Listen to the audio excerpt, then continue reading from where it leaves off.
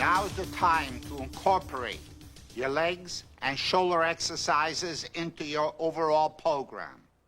Our champions were going to show you and tell you exactly what are the best exercises to accomplish that.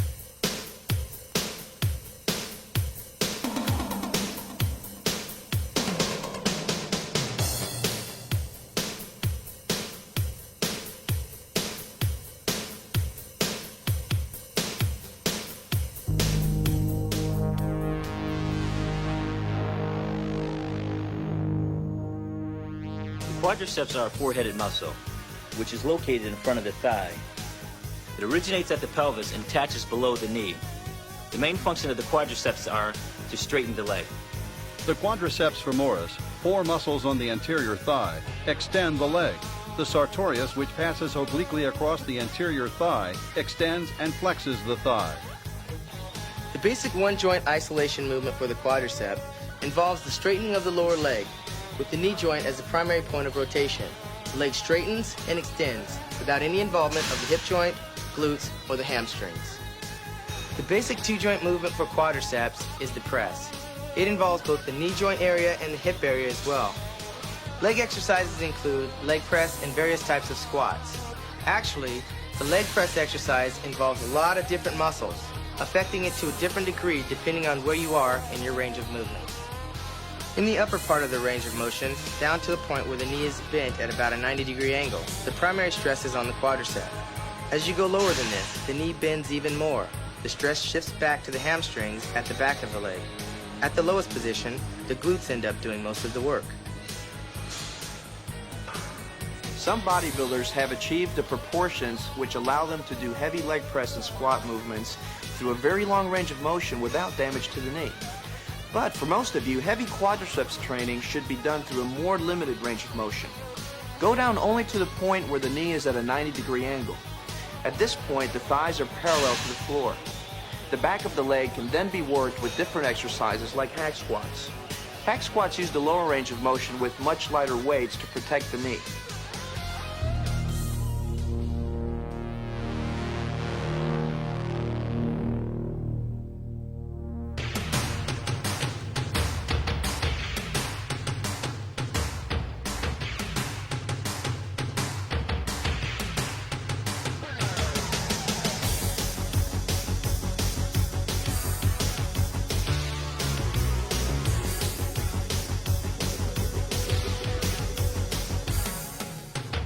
Squats are the primary mass builder for the quadriceps muscles.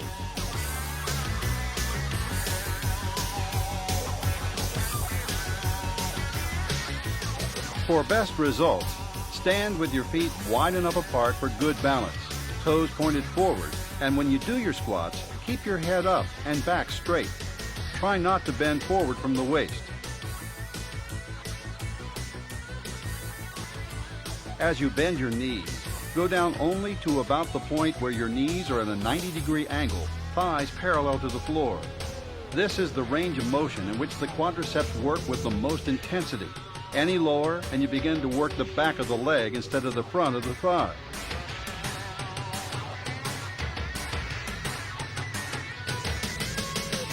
At the bottom of the movement, come to a complete stop, then press back up again to the starting position. Don't bounce at the bottom or try to press upward before you come to a stop. Squats give you great results, but doing an exercise with a heavy barbell balanced across the back of your shoulders means you have to concentrate extra hard on strict technique, complete balance, and full control. One of the exercises where we see a number of injuries is the squat, and the reason being is people forget that the head is the center of balance in their body. When they allow their head to tilt forward, it changes the spinal curvature all the way down, changes their pelvic angle, and changes the whole biomechanics of that particular lift. For instance, if I'm doing a squat and I tilt my head down, my ankles may have a tendency to invert or evert. If they invert, then what happens is my kneecaps may start to move towards each other, and that can cause a strain on the ligaments and cartilage in the inner knee. Now with my head tilting forward even more, my pelvis angle changes and I lose that proper lumbar lordotic curve, or that curve in my low back that keeps my back powerful and strong during the biomechanics of that lift. So what I've done with this simple change in head positioning, I bowling balled my head forward, changed the angle that my shoulders are so I'm not supporting the bar properly. My whole spinal curvature has changed, my pelvic angle has changed, my knees are now valgusing or going towards the center, and my ankles are starting to spin under me. This is injury in the making.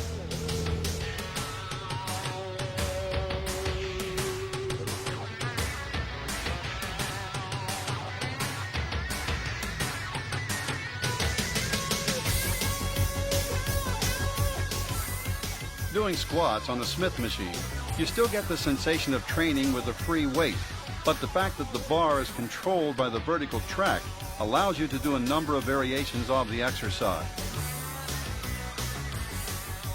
For example, you can vary your foot position. Putting your feet a little further forward for the exercise takes some of the stress off the knee joints. You can also position your feet somewhat closer together, which puts more emphasis on the quadriceps rather than muscles such as the hip flexors. Although advanced bodybuilders are great fans of Smith machine training, the fact that you don't have to control the bar as you do in barbell squats makes this a good exercise for beginners who may not yet have the strength or confidence to handle squats with free weights. For ultimate quadriceps isolation, try doing front squats using a Smith machine. Hold the bar across the front of your shoulders rather than behind and position your feet close together. This technique not only isolates and increases training intensity in the thigh muscles, it also takes a lot of stress off the back, which makes this a popular exercise for individuals who may be experiencing some sort of back problem.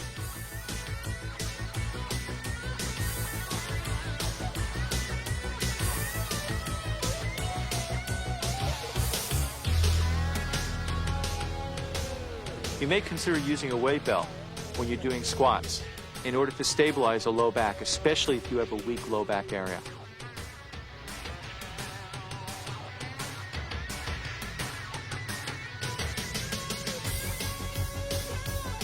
The leg press exercise uses the same basic two-joint movement as squats. However, since you're using a machine rather than trying to balance a weight across your shoulders, you can generally work more strictly with this exercise and with more weight as well.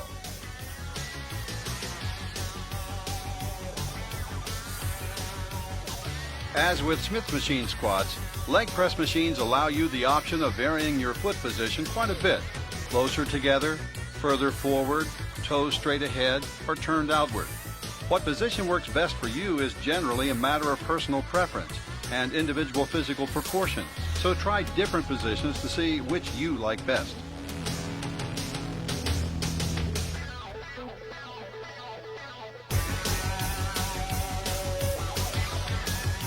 There are many different kinds of leg press machines.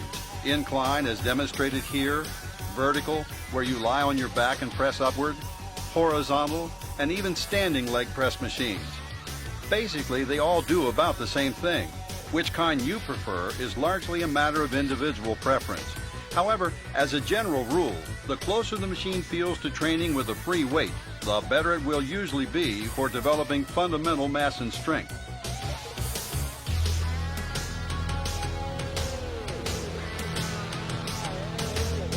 I double my weight on a leg press than I do with a squat because it is more of a controlled movement. You don't have to worry about balancing. If you have a back problem or lower back problem or any knee problems that I do have, I usually find myself on the leg press more so than the squat rack now.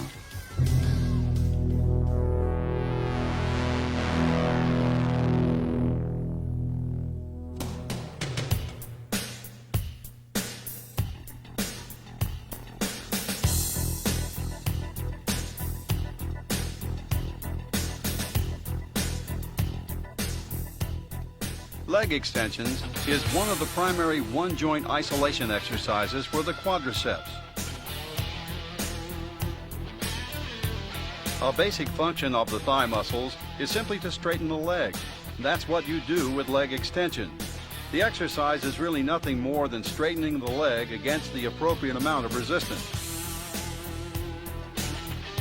However, to get the most out of this exercise, concentrate on achieving a full peak contraction at the top of the movement. When your legs are straight and quads fully contracted, give a little extra crunch to work the muscles to the maximum. And during the negative part of the movement, don't just let the weight drop back to the starting position. Resist on the way down. In fact, you should lower the weight noticeably slower than you lifted it. To help get the separation into my quadriceps, I do a lot of extensions, leg extensions, and I make sure that I hold a peak at the top just to make sure you're squeezing everything at the top to get the separations and the cuts out in your legs, and a slower movement to let it down. So you're doing more so of a negative reaction on the down movement and blasting it out and holding that peak at the top.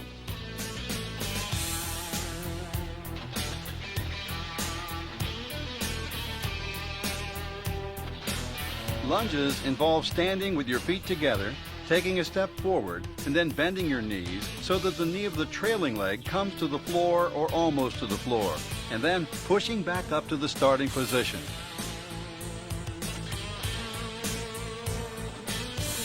Some bodybuilders like doing a full set of repetitions with one leg, then repeating the exercise with the other leg. Others prefer alternating first one leg and then the other throughout the set. Either way works fine. It's mostly a matter of individual preference. You can do lunges holding a barbell across your shoulders or holding 2 dumbbells by your side, whichever you prefer.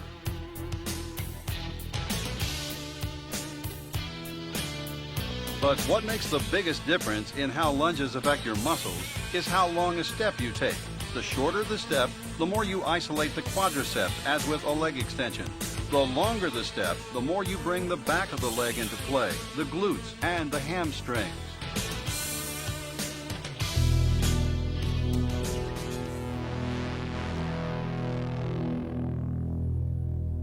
The hamstrings are a two-headed muscle which is located in the back of the leg and inserts below the knee. The main function of the hamstrings are to curl the leg. The biceps femoris is a two-headed muscle situated on the posterior and lateral aspect of the thigh. It flexes the leg and rotates it laterally. The gluteal muscles, which form the buttocks, adduct, rotate, and extend the thigh.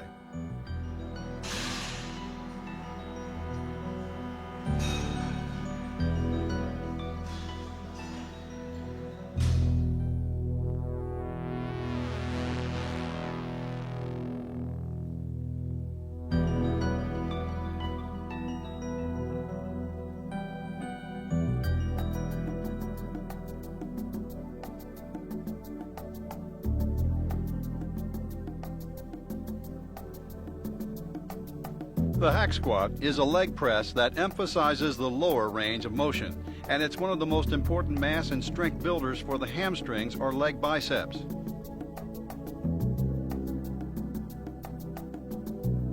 The lower you go in a leg press type movement, the more the back of the leg is brought into play. So with hack squats, it's important to lower your body and bend your legs as much as possible so your rear end comes down and almost sits right on your heels.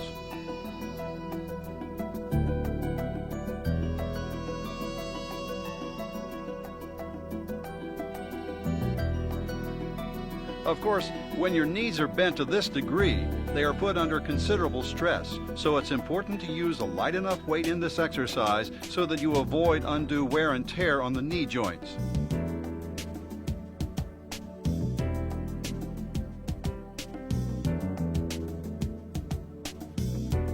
To further protect the knees, keep the exercise as steady and controlled as possible.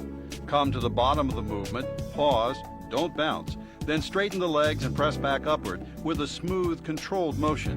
Your feet should be positioned far enough forward with your weight on your heels rather than on your toes, so that the quadriceps are further taken out of the exercise, and the stress of the movement is targeted as much as possible on the hamstrings.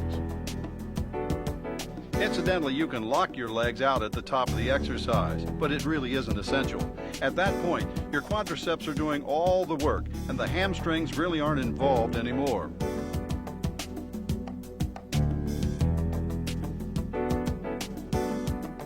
One series of muscles that tends to cramp up quite a bit is the back of the leg, the bicep femoris and the hamstrings. Because what happens is somebody is doing a lot of leg curls, really trying to build up that muscle group, and they don't stretch or relax the muscle at the end or termination of the exercise. They sit down and all of a sudden that muscle cramps up and they end up with a nice ball on the back of their leg. Very painful, and will be very quick to put somebody on the floor. The leg curl is a very effective one-joint isolation exercise for the leg biceps. A primary function of the hamstrings is to curl the leg, and that's exactly what you do with the leg curl exercise. Since this is an isolation rather than a power exercise, concentrate on smooth, continuous repetitions and strict technique rather than trying to lift heavy weight.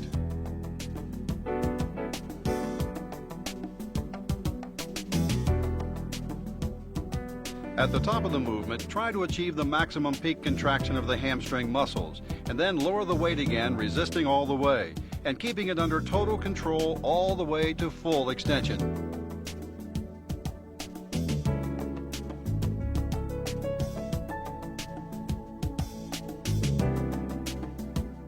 Again, go for the burn doing leg curls, the sensation that accompanies lactic acid buildup after a hard set, rather than trying to overpower the exercise.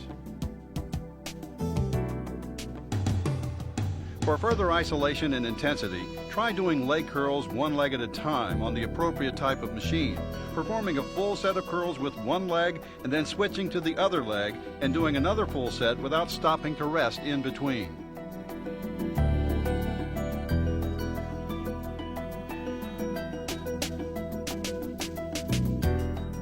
In the old days, they used to have these flat benches, and as you would flex or bend your legs towards you, your pelvis would tend to jump off of the top of the bench. And instead of training your back of your legs, you are now putting tension on your low back. Now they build banks or a bend into these machines to keep your pelvis flush on the bench itself. So now the concentrated effort is going on the bicep femoris and the hamstrings, the back of your legs, versus being transferred to your low back.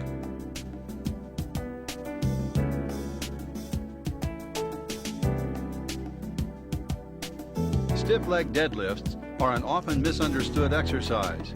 They are designed to work your hamstrings and glutes, not the lower back. So for best results, use a moderately light weight and keep your legs locked out straight. Bend slowly forward and lower the weight as far as possible, feeling the hamstrings stretching to the maximum. Pause at the bottom, feel the stretch, then come slowly back up.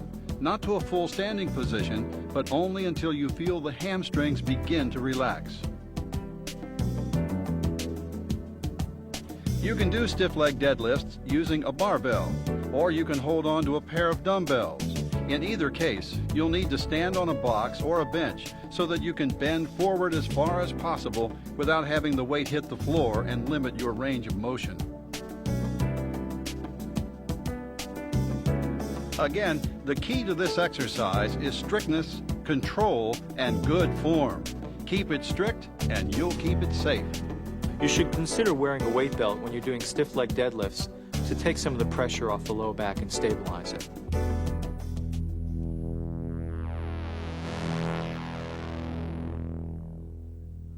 The glutes are involved in the movement of the thigh as well as keeping the body in an upright position.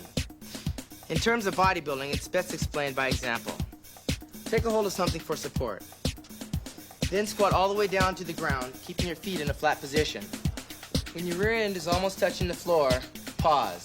Then, when you first begin to stand up, that very first movement, that's a direct action of the gluteus maximus.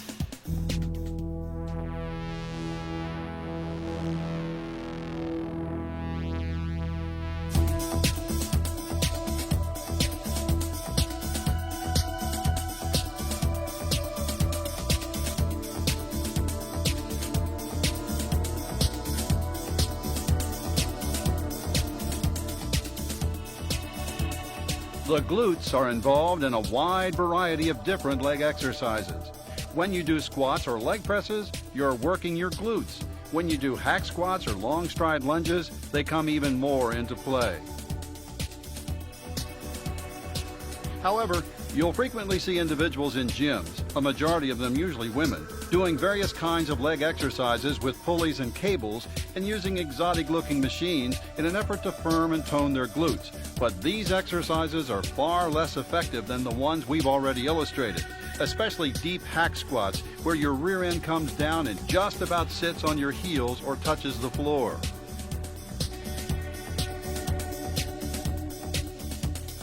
Remember, when you're doing a squat, leg press, or hack squat movement, the quads do most of the work in the upper range of motion, down to the point where your knee is bent at about 90 degrees. As you go lower, the hamstrings take over and bear the brunt of the effort. But it's the lowest part of the range of motion, where your knees are bent to the maximum and pressed right up against your chest, that the glutes are called upon to do the majority of the work.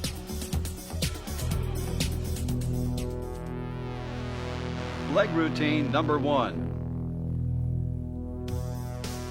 Barbell squats.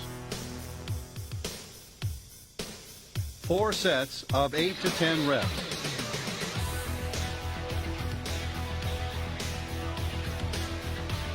Incline leg press. 4 sets of 10 reps.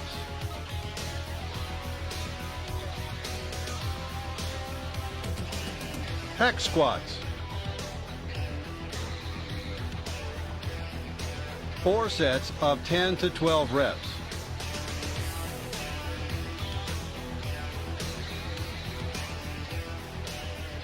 Leg extensions. 4 sets of 10 to 12 reps.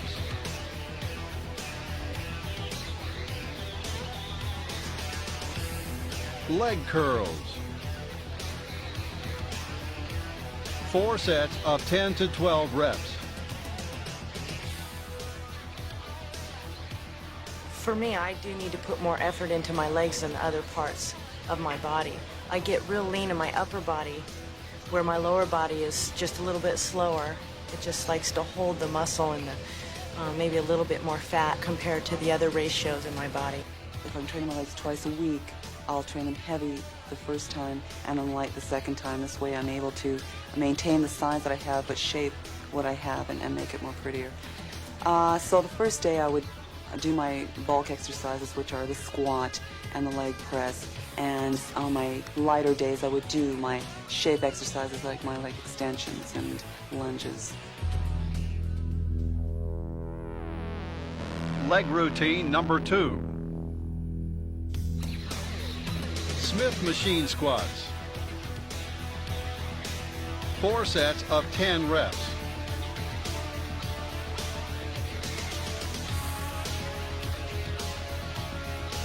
Machine leg press. 4 sets of 10 reps.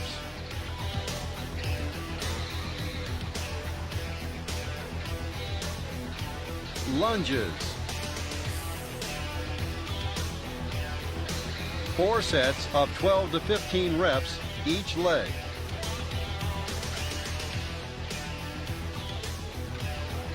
One leg curls.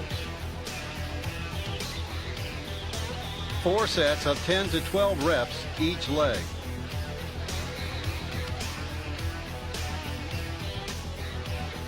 Stiff leg deadlifts. 4 sets of 10 reps.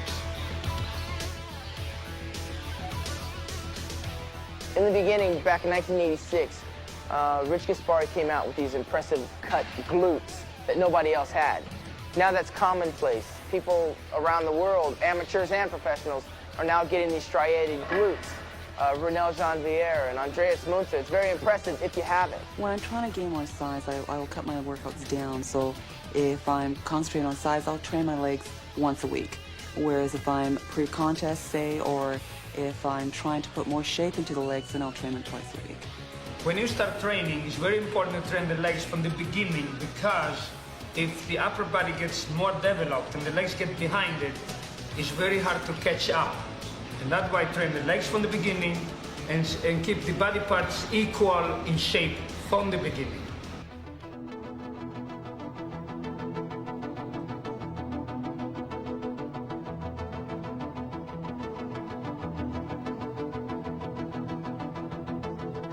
The function of the deltoid muscles of the shoulder is simply to lift the arm.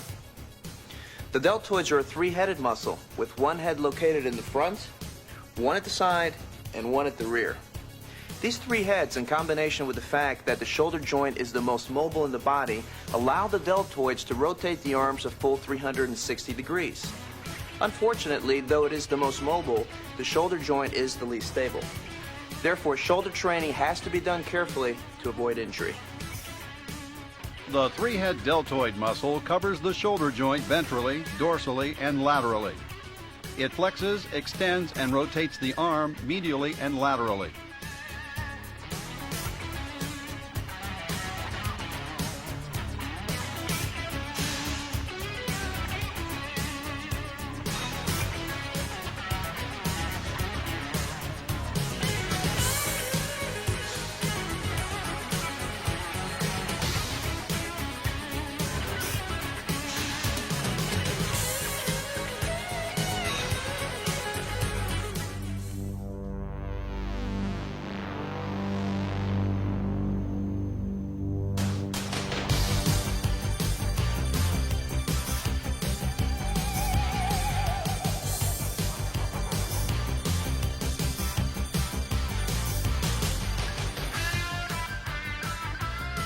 The military press is the most traditional of shoulder exercises.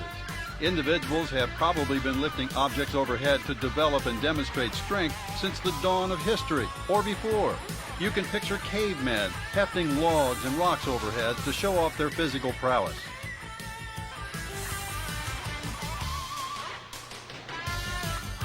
The exercise is simple. After cleaning the weight or taking it off a rack, press it upward from shoulder height to full extension overhead. Then lower it back to the starting position. One important variable is how wide you grip the bar. You need a wide enough grip to work the shoulders without too much participation on the part of the triceps. Too narrow a grip tends to involve too much triceps rather than concentrating fully on the shoulders. Lifting a weight overhead, balance and coordination are extremely important. Lift the bar smoothly and under full control. Never jerk or throw the weight around. When you're doing front presses or military presses, you're working more on just your front head of your delts when you're working out. Then when you get to use dumbbells, you get more freedom of motion to work, each arm individually, plus you can rotate the arms in different ways. We can get a different feel on the deltoid, working the side and also the front. One of the things you run into is shoulders. Some people start to get a sharp pain inside their shoulder. And they say, gee, I can't work my shoulders anymore. What you may want to try and do is switch to dumbbells and just slightly change the biomechanics of how you're lifting and moving the weight up and down. And you may find that angle that'll work for you that will still allow you to train your shoulders very effectively.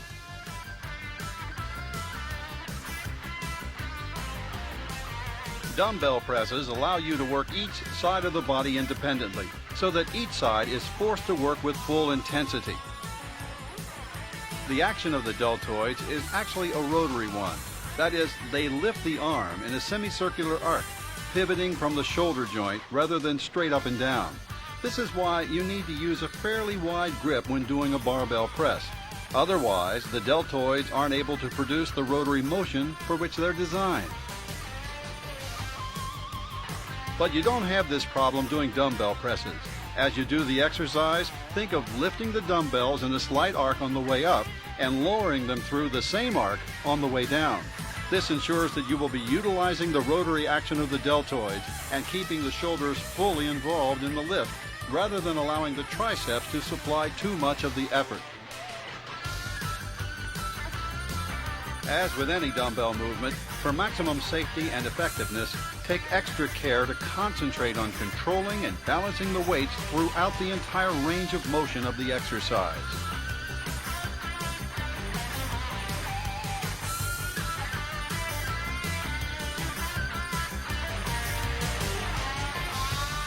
Behind the neck presses are a very strict form of barbell press.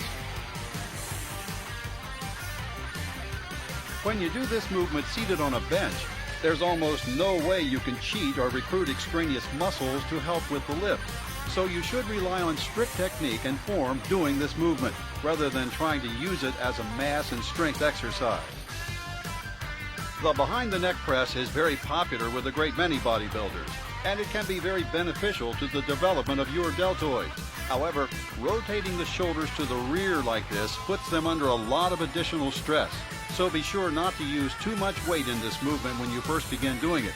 And if behind the neck presses cause you any shoulder pain, you should consider substituting some other exercise in your shoulder training program. I prefer doing behind the neck presses, but I've had a lot of problems with behind the neck presses where I've had shoulder injuries, also tendonitis.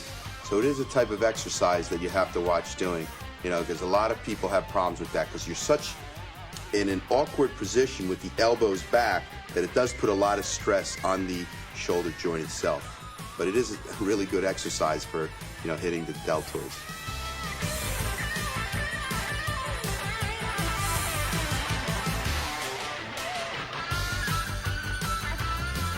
Doing shoulder presses using a Smith machine gives you the advantage of lifting directly against the force of gravity, which is the best way to stimulate maximum muscular development while not having to control and balance the weight as you would using a barbell. The Smith machine allows for very strict technique. It's particularly good for extending your range of motion, dropping the weight down lower than you would with a barbell, or doing partial reps, working with a shorter range than you would using a free weight. With the Smith machine, you can do military presses or behind the neck presses with equal facility. In fact, it's particularly effective for behind the neck presses because having the weight fixed in vertical tracks reduces the stress on the shoulder joint and therefore reduces the chance of injury to the deltoids. Smith machine presses are not by and large a substitute for barbell presses, but they make an excellent alternative.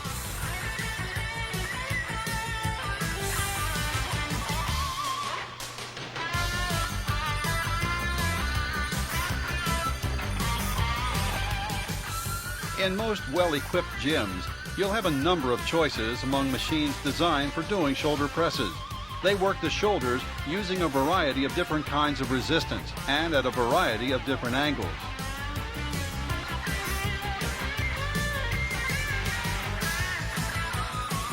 As a rule, machines are most useful for doing strict full range of motion movements, using moderately light weights and keeping your repetitions relatively high. With shoulder training in particular, machines can be very useful if you're trying to work around an injury, because many machines will stabilize the shoulder joint just enough to allow you to do deltoid exercises, when doing the same movements with free weights would not be advisable.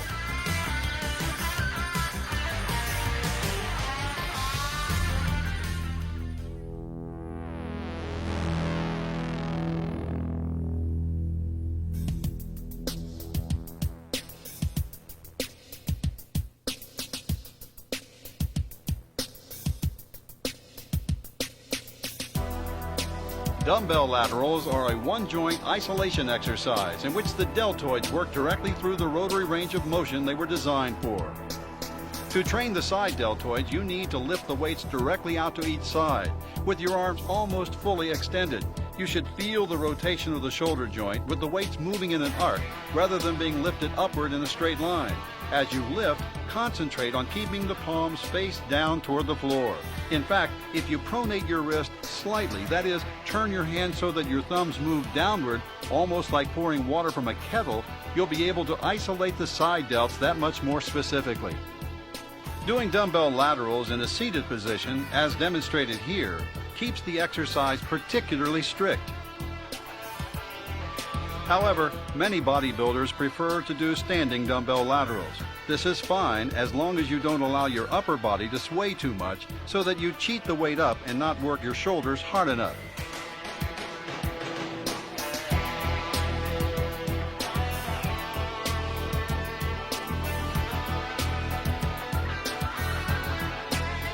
Either way, concentrate on the motion of the deltoids and in keeping the exercise as strict and technically correct as possible.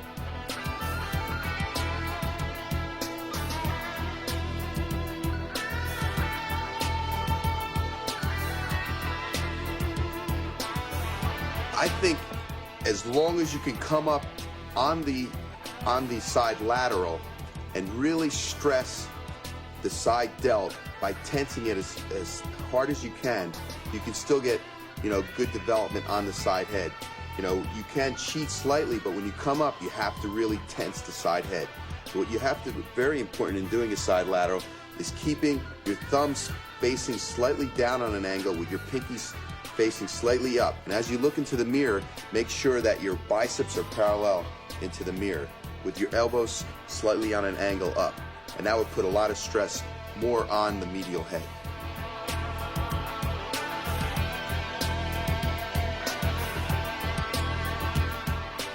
One-arm dumbbell laterals are done using the same form as regular dumbbell laterals, except that you work only one side of the body at a time.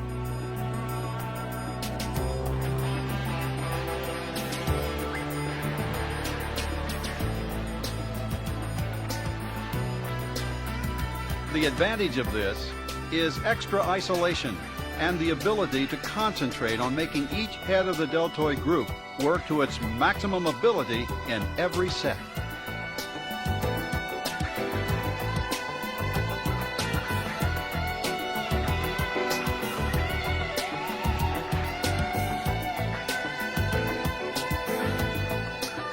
Cable laterals are an even stricter form of lateral exercise. Pulling against a cable, you can generate an even, continuous tension throughout the entire range of motion of the exercise. And cheating is much more difficult when you're using cables rather than free weights.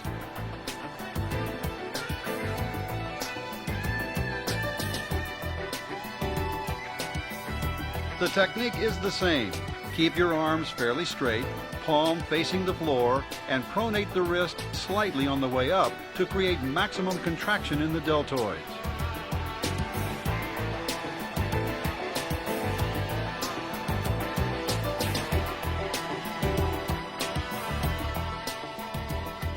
There are actually a number of ways of doing cable laterals. The cable can cross in front of you or behind you, or you can position yourself to the side of the pulley and lift your arm straight up to the side.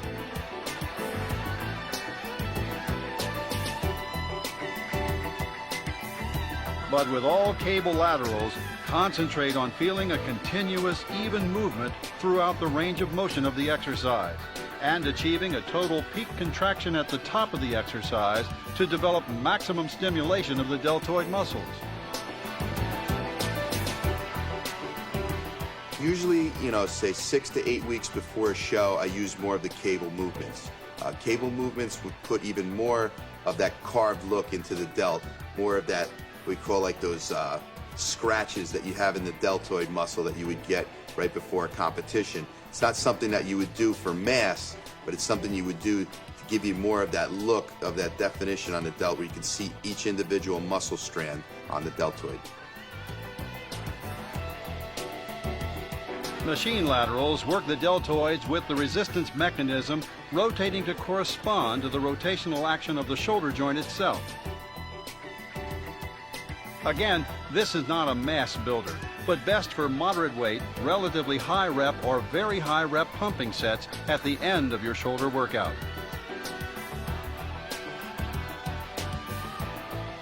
Using a lateral machine, concentrate on feeling continuous tension in the shoulder, working through a full range of motion and getting a full peak contraction at the top. Front raises are designed to work the front head of the deltoids just as laterals work the side head. The technique is much the same. You raise the weight in a wide arc, keeping the arm fairly straight and palm turned down toward the floor. You come up slightly higher than shoulder height. Hold for a moment, then lower the weight under control back to the starting position.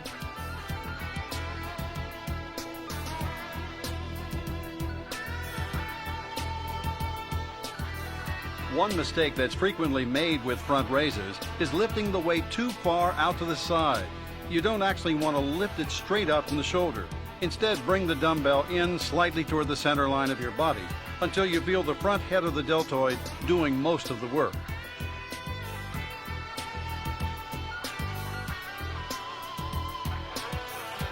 Of course, you'll see a lot of individual variations in front raises and other exercises as well. The key to exercising effectively in cases like this is to ask yourself whether you feel the target muscle is working hard enough and in sufficient isolation during the movement. If you do, fine. If not, perhaps you ought to re-examine your training technique. Upright rows involve the action of the front deltoids as they lift a bar up in front of you. Stand upright, holding a bar at arm's length in front of you with an overhand grip, hands about shoulder width apart. Lift the bar straight up along the line of your body to about shoulder height. Hold for a moment at the top, then lower the weight under control back to the starting position. This isn't an exercise where you want to use a great deal of weight. Instead, try to do the movement using very strict technique, lifting and lowering the bar under full control at all times.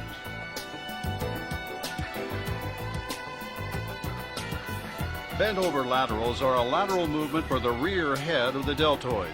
However, targeting the rear delts can be more difficult than trying to isolate and train the other deltoid heads. Therefore, a few technical tips are in order. When you bend over, stay bent over. Don't lift up as you raise the weights. And instead of lifting the dumbbells straight out to each side, bring them slightly forward during the movement, so they end up even with your head at the top rather than your shoulders. And as you lift, pronate your wrists. That is, turn your thumbs down fairly decisively to further involve the posterior head of the deltoids. Some bodybuilders prefer doing bent over laterals seated. Others standing. Seated is somewhat stricter, but the pressure on your diaphragm makes breathing more difficult. And doing the exercise in a standing position gives you a better choice of angles. But either method works, so choose the one that feels best to you.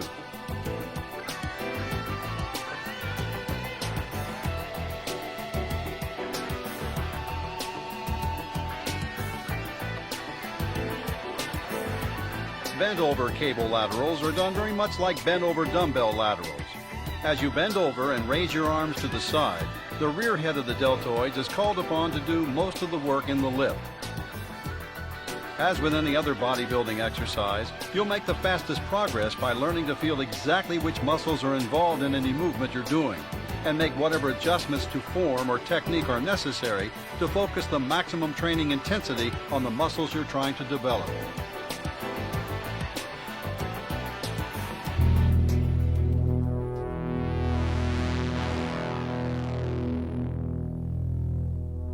The trapezius muscles lift the entire shoulder girdle.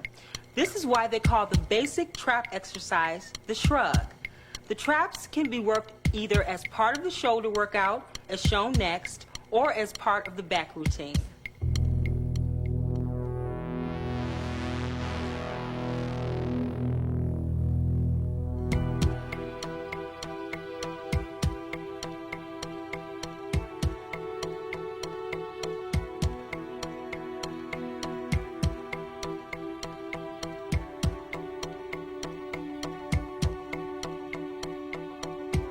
The shrug movement is one of the simplest in bodybuilding. The basic function of the trapezius muscle is to lift the entire shoulder girdle. So to train traps, you simply take hold of a barbell, shrug your shoulders up toward your ears, hold the position of full contraction for a moment, then lower the weight back to the starting position.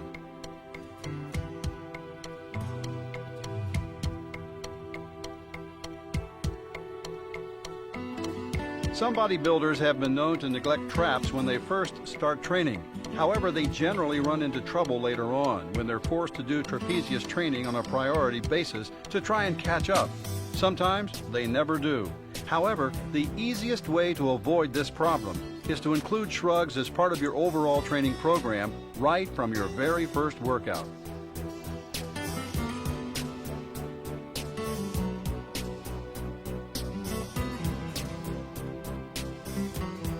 One alternative to barbell shrugs is to do shrugs using dumbbells for resistance.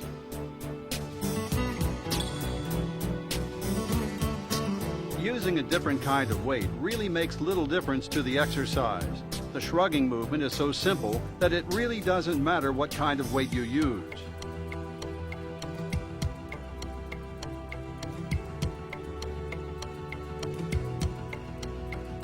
Using dumbbells may be more convenient if you have a rack of heavy dumbbells right in front of you to choose from. However, as you get stronger in this exercise, you may find you're using such heavy poundages that it's a lot easier to do the movement with a barbell using wrist straps than it is a pair of dumbbells.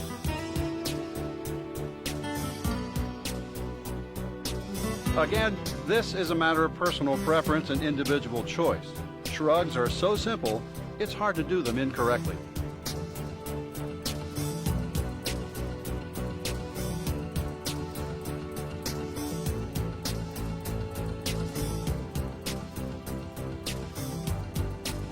Cables are a highly versatile type of exercise equipment. In fact, cables were one of the first sophisticated training devices developed for the modern gym. Gravity works up and down, but using a cable and pulleys, you can change the angle of resistance from vertical to horizontal or anywhere in between. By substituting a short handle attached to a cable for a barbell, you can use cables to do shrugging movements as demonstrated here. The shrugs are done the same as with free weights. You pull your shoulders up as far as possible to your ears, then slowly release and lower them again, resisting the pull of the weight all the way down. Incidentally, you can also do shrugs on a variety of machines. For example, the bench press station on universal type training equipment generally provides handles at just about the right height to allow you to take hold of them and do shrugging exercises. In any event, remember that the type of equipment you use in an exercise is generally less important than how that movement feels, or rather, how you can make it feel.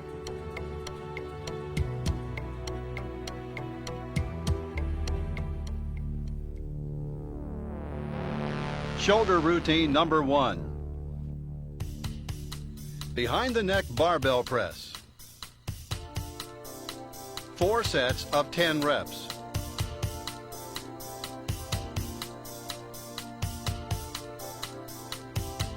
Dumbbell or machine laterals. 4 sets of 10 to 12 reps.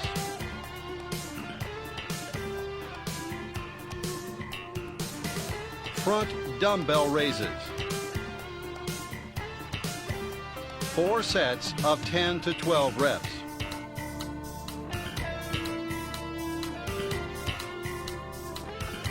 Bent over laterals. 4 sets of 10 to 12 reps.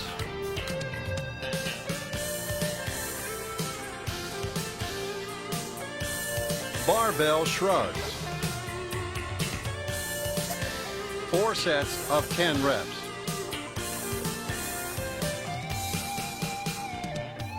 One of the things is that you have to work proper technique. And I wasn't using the proper technique exactly, so I was hitting a lot more of my front delts instead of my side or medial delts. So then I had to really concentrate on the side lateral movements, doing the movement correctly, so that I could really get that wideness on the medial head, so that when you're on stage, you have that appearance of looking a lot wider. With that wider appearance, you'll make your waist look smaller and look more symmetrical. Shoulder routine number 2. Seated dumbbell press. 4 sets of 10 reps.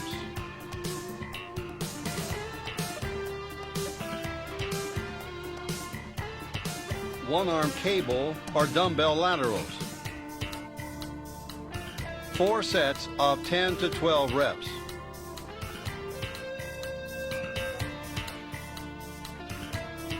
Upright rows.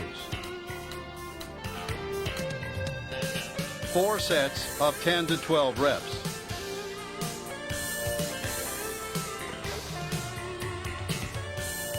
Bent over cable laterals. 4 sets of 10 to 12 reps.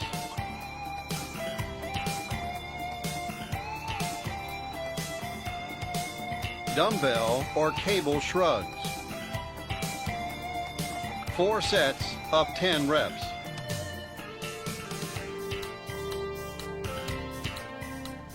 Now go for it. The champions told you exactly what to do to develop your legs and your shoulders. Put it to work. right away. In the next tape, you're going to learn to put the final details to your bodybuilding program.